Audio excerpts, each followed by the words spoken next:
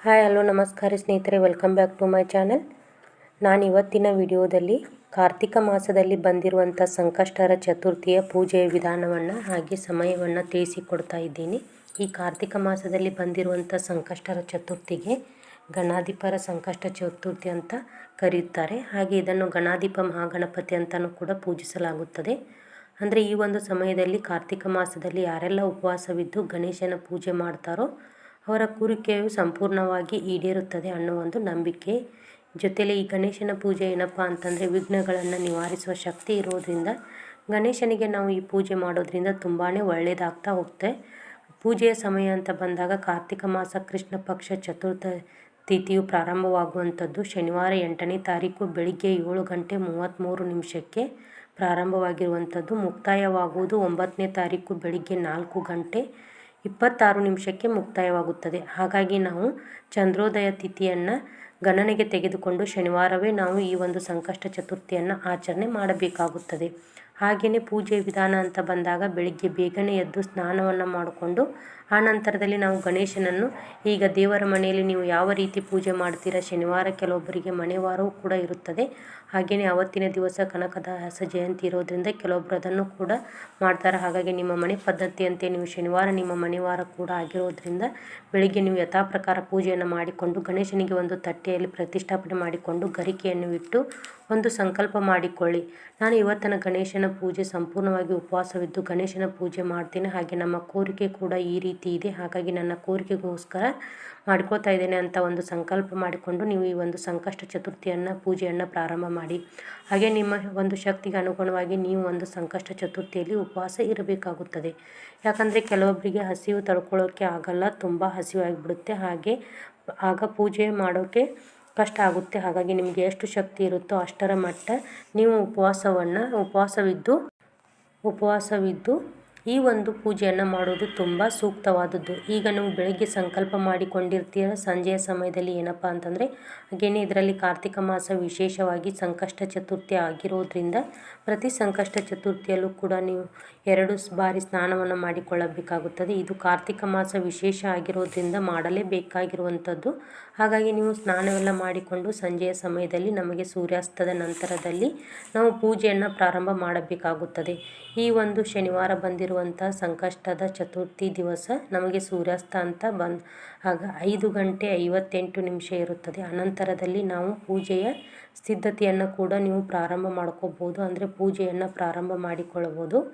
ಹಾಗೆಯೇ ಪೂಜೆ ಪ್ರಾರಂಭ ಅಂತ ಬಂದಾಗ ನೀವು ಕಳಸದ ರೂಪದಲ್ಲಾದರೂ ಗಣೇಶನ ಪ್ರತಿಷ್ಠಾಪನೆ ಮಾಡಿಕೊಳ್ಳಬಹುದು, ಅಥವಾ ಒಂದು ತಟ್ಟೆಯಲ್ಲಿ ಅಕ್ಕಿಯನ್ನು ಇಟ್ಟು ಅಕ್ಕಿಯ ಮೇಲೆ ವೀಳ್ಯದೆಲೆ ಅಥವಾ ಎಕ್ಕದೆಲೆಯನ್ನು ಇಟ್ಟು ಅದರ ಮೇಲೆ ಗಣೇಶನನ್ನು ಪ್ರತಿಷ್ಠಾಪನೆ ಮಾಡಿಕೊಂಡು ಗಣೇಶನಿಗೆ 3 ಜನಿವಾರವನ್ನು ಎಡದಿಂದ ಬಲಕ್ಕೆ ಬರುವ ರೀತಿಯಲ್ಲಿ ಜನಿವಾರವನ್ನು ಹಾಕಿ ಹಾಗೆ ಎಕ್ಕದ ಹೂವಿನಿಂದ ಹಾರ ಮಾಡಿ ಹಾಕಬಹುದು, ಕಡಲೆಕಾಳಿಂದ ಹಾರ ಮಾಡಿ ಹಾಕಬಹುದು, ಅಥವಾ ನಿಮಗೆ 5 ಸಿಗುವುದು ಹೋದಾಗ ದಿನನಿತ್ಯ ಸಿಗುವಂಥ ಹೂವನ್ನು ಇಟ್ಟು ನೀವು ಪೂಜೆಯನ್ನು ಮಾಡಿಕೊಳ್ಳಬಹುದು. ಈ ರೀತಿಯಾಗಿ ಗಣೇಶನಿಗೆ ಅಲಂಕಾರ ಮಾಡಿ ನಂತರದಲ್ಲಿ ದೀಪಾರಾಧನೆ ಬಹುಮುಖ್ಯವಾದದ್ದು. ಅದರಲ್ಲೂ ಈ ಕಾರ್ತಿಕ ಮಾಸ ಆಗಿರೋದ್ರಿಂದ ವಿಶೇಷವಾಗಿ ನೀವು ಯಾವೆಲ್ಲ ದೀಪಾರಾಧನೆ ಮಾಡಬಹುದು ಅಂತ ಬಂದಾಗ ಅದಷ್ಟನ್ನು ಅವತ್ತಿನ ದಿವಸ ಬೆಲ್ಲದ ದೀಪಾರಾಧನೆ ಮಾಡಬಹುದು, ಅಥವಾ ಬಾಳೆಹಣ್ಣಿನ ದೀಪಾರಾಧನೆ ಮಾಡಬಹುದು, ತೆಂಗಿನಕಾಯಿ ದೀಪಾರಾಧನೆ ಮಾಡಬಹುದು, ಅಥವಾ ಒಂದು ಪಂಚಾರತಿ ಅಂದರೆ ಪಂಚದೀಪ 5 ಮುಖ ಬರೋ ರೀತಿಯಲ್ಲಿ ನಾವು ಅಥವಾ 5 ದೀಪವನ್ನು ಆದ್ರೂ ಹಚ್ಚಿಟ್ಟು ಬಿಟ್ಟು ದೀಪಾರಾಧನೆ ಮಾಡಬಹುದು. ಇದು ಯಾವ ದೀಪಾರಾಧನೆ ಮಾಡೋಕ್ಕೆ ನಿಮಗೆ ಸಮಯ ಆಗಿಲ್ಲ ಅಂತ ಅಂದಾಗ ನೀವು ಆದಷ್ಟು 1-2 ತುಪ್ಪದ ದೀಪವನ್ನು ಸಹ ಹಚ್ಚಿಡಬಹುದು. ಆದರೆ ವಿಶೇಷವಾಗಿ ನಿಮಗೆ ಇದು ಕಾರ್ತಿಕ ಮಾಸ ಆಗಿರೋದ್ರಿಂದ ನೀವು ಹೆಚ್ಚು ದೀಪಾರಾಧನೆ ಮಾಡುವುದು ತುಂಬಾ ಒಳ್ಳೆಯದು.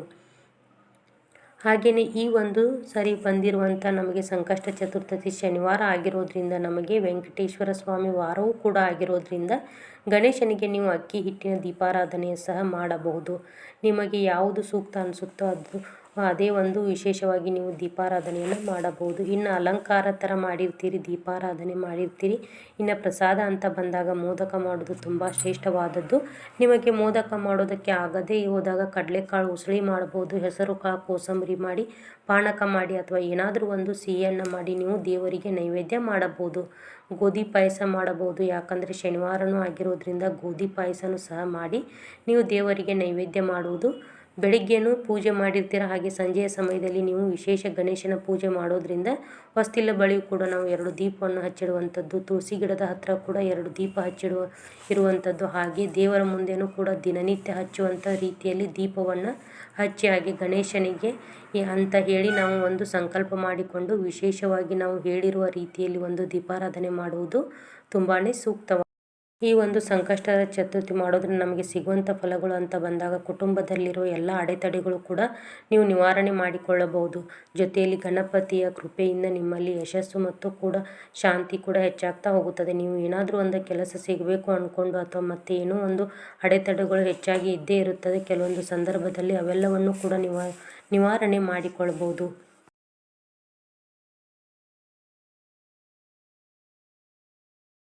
ಹರಕೆಯನ್ನು ಬಿಡುವುದು, ಹರಕೆಯನ್ನು ಎಲ್ಲ ಬಿಡುವುದು ನಮಗೆ ಗೊತ್ತಿರುವಂಥದ್ದೇ ಇದೆ. ದರ್ಶನ ಮಾಡುವುದಂತೂ ಮರೆಯಬಾರದು. ನಮಗೆ ಚಂದ್ರೋದಯದ ಸಮಯ ಅಂತ ಬಂದಾಗ ರಾತ್ರಿ 8:36 ಇರುತ್ತದೆ.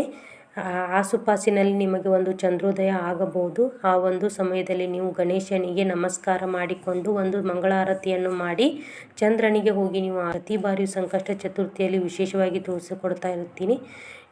ಪುಟ್ಟದಾದ ಕಳಶ ತೆಗೆದುಕೊಳ್ಳಿ, ಅದರಲ್ಲಿ ನೀರನ್ನು ಮತ್ತು ಹಸಿ ಹಾಲು ಮತ್ತು ಸ್ವಲ್ಪ ಗರಿಕೆ, ಅಕ್ಷತೆ ಇಷ್ಟನ್ನು ಹಾಕಿ ನೀವು ಚಂದ್ರನ ನೋಡಿಕೊಂಡು ನೀವು ಒಂದು ಕಳಶವನ್ನು ಕೈಯಲ್ಲಿ ಹಿಡ್ಕೊಂಡು ಒಂದು ಸಂಕಲ್ಪ ಮಾಡಿಕೊಂಡು ಆ ಗಣೇಶನಲ್ಲಿ ಅಂದರೆ ಚಂದ್ರನಲ್ಲಿ ನೀವು ಓಂ ಸೋಮಾಯ ನಮಃ ಅಂತ ನೀವು ಒಂದು ಹೇಳ್ಕೊಂಡು ಚಂದ್ರನ ಬಳಿ ನಮಸ್ಕಾರ ಮಾಡಿಕೊಂಡು ನಂತರದಲ್ಲಿ ಆ ಕಳಸದಲ್ಲಿರೋ ನೀರನ್ನು ಅರ್ಘ್ಯವನ್ನು ನೀವು ಬಿಡ್ತಾ ಹೋಗಬೇಕು. ಆಮೇಲೆ ಮಂಗಳಾರತಿಯನ್ನು ಮಾಡಿ ಮನೆಯೊಳಗೆ ಬಂದು ಗಣೇಶನಿಗೆ ಮತ್ತೊಮ್ಮೆ ನಮಸ್ಕಾರ ಮಾಡಿಕೊಂಡು ನೀವು ದೇವಸ್ಥಾನಕ್ಕೆ ಏನಾದರೂ ಹೋಗೋದಾದರೆ ದೇವಸ್ಥಾನಕ್ಕೂ ಸಹ ಹೋಗಿ ಬಂದು ಆಮೇಲೆ ನೀವು ಒಂದು ಏನು ಪ್ರಸಾದ ಅಂತ ದೇವರಿಗೆ ನೈವೇದ್ಯ ಮಾಡಿರ್ತೀರ ಅದೇ ಪ್ರಸಾದವನ್ನು ಸೇವನೆ ಮಾಡಿ ಉಪವಾಸವನ್ನು ಬಿಡಬಹುದು ಅಂತ ಈಗಾಗಲೇ ಹೇಳಿದ್ದೇನೆ.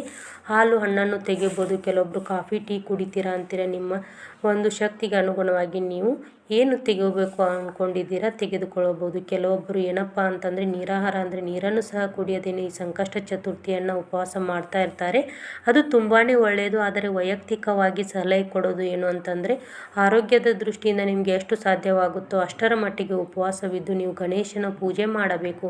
ಹಾಗೆ ಗಣೇಶನ ಕತೆ ಕೇಳೋದಂತೂ ಮಾತ್ರ ಮರೆಯೋದಕ್ಕೆ ಹೋಗಬೇಡಿ. ಗಣೇಶನ ಕತೆ ಬಹುಮುಖ್ಯವಾದದ್ದು. ಸಂಕಷ್ಟ ಚತುರ್ಥಿ ಪೂಜೆ ಒಂದು ಪುಸ್ತಕದಲ್ಲಿ ನಿಮಗೆ ಕತೆ ಇರುತ್ತೆ. ಫಸ್ಟ್ ಅಷ್ಟೋತ್ತರ ಮಾಡಿಕೊಳ್ಳಿ, ಒಂದು ಕುಂಕುಮಾರ್ಚನೆ ಮಾಡಿಕೊಳ್ಳಿ. ಅಷ್ಟೋತ್ತರ ಇರುತ್ತೆ ನಿಮಗೆ ಒಂದು ಪಕ್ಷದಲ್ಲಿ. ಆ ಬುಕ್ ಅಲ್ಲಿ ಇಲ್ಲ ಅಂತಂದಾಗ ಬಂದಾಗ ಓಂ ಗಣ್ ಗಣಪತಾಯೇ ನಮಃ, ಓಂ ಗಣ್ ಗಣಪತಾಯೇ ನಮಃ ಅಂತ 108 ಬಾರಿ ಹೇಳ್ಕೊಂಡು ಅಷ್ಟೋತ್ತರವನ್ನು ಮಾಡಿಕೊಂಡು ನಂತರ ಕಾಯಿ ಹೊಡೆದು ಮಂಗಳಾರತಿ ಮಾಡಿ ಆಮೇಲೆ ನೀವು ಚಂದ್ರನ ದರ್ಶನ ಮಾಡಿ ಚಂದ್ರನ ಪೂಜೆನೂ ಮಾಡಿ ಗಣೇಶನ ಪೂಜೆ ಮಾಡಿಕೊಂಡು ಮನೆಯಲ್ಲಿ ಎಲ್ಲರೂ ಕೂಡ ದೇವರಿಗೆ ಇಟ್ಟಿರುವ ನೈವೇದ್ಯವನ್ನು ಸ್ವೀಕಾರ ಮಾಡಿದರೆ ಅಲ್ಲಿಗೆ ನಮಗೆ ಸಂಕಷ್ಟ ಚತುರ್ಥಿ ಪೂಜೆ ಮುಕ್ತಾಯವಾಯಿತು. ಅಥವಾ ನಿಮಗೆ ಮನೆಯಲ್ಲಿ ಪೂಜೆ ಮಾಡೋದಕ್ಕೆ ಆಗದೇ ಹೋದಾಗ ದೇವಸ್ಥಾನಕ್ಕೆ ಹೋಗಿ ನಿಮ್ಮ ಹೆಸರಿನಲ್ಲಿ ಒಂದು ಪೂಜೆ ಮಾಡಿಸಿಕೊಂಡು ಅಲ್ಲಿಂದ ನೀವು ಪ್ರಸಾದವನ್ನು ತೆಗೆದುಕೊಂಡು ಬಂದು ಮನೆಯಲ್ಲಿ ನೀವು ಪ್ರಸಾದವನ್ನು ತೆಗೆದುಕೊಳ್ಳಬಹುದು.